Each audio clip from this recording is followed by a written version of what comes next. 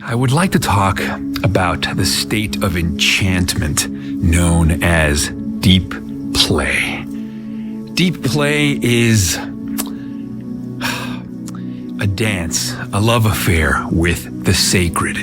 It thrusts us into a liminal space, a kind of threshold space between this world and the next. Deep play is the world of make-believe. It's the world of mythology. It's the world of storytelling and legend.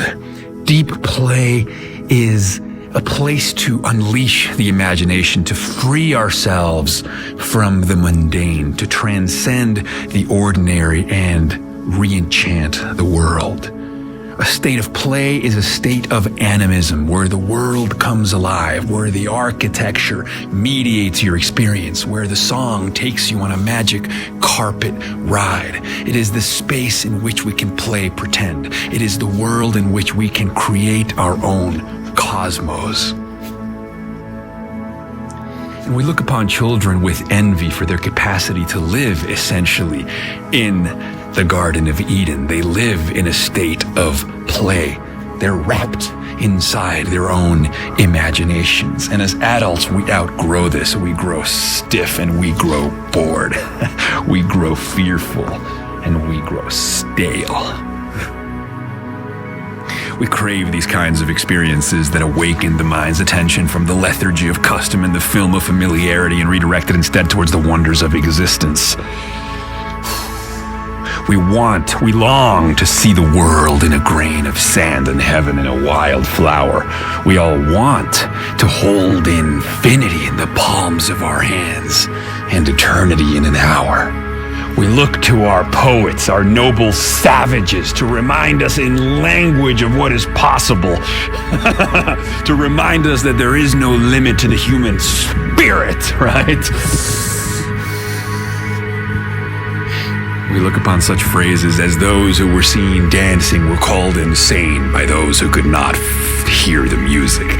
We fill the classrooms of our children with lines such as, "The only people for me are the mad ones, mad to live, mad to talk, mad to be saved, desirous of everything at the same time, those who never yawn or say a commonplace thing, but burn, burn, burn, like yellow Roman candles exploding like spiders across the stars." We celebrate the rhapsody and the anguish and the poetry of lines like these, of quotes like these. We make bumper stickers and we hang them on our fridge to remind us of the life of authenticity that we long to live, and yet at the same time, everywhere around us we see the opposite. The signaling and the messaging is to conform, to grow out of childish dreams, to settle, to deaden. This is the faint and quiet. This is the worm at the core. We all want cosmological awe and wonder. We all want cosmic heroism. We want to slay the dragons. We want to face our fears. We want to surrender and submit, because if you cannot submit, you cannot die. And if you cannot die, you cannot be reborn. We want apotheosis. We want rebirth. We want transformation.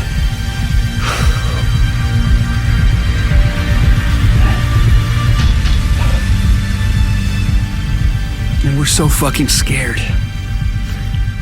And we're so fucking sad.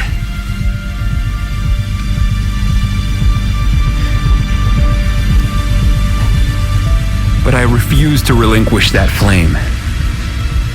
We won't go quietly into that good night. We'll rage against the dying of the light.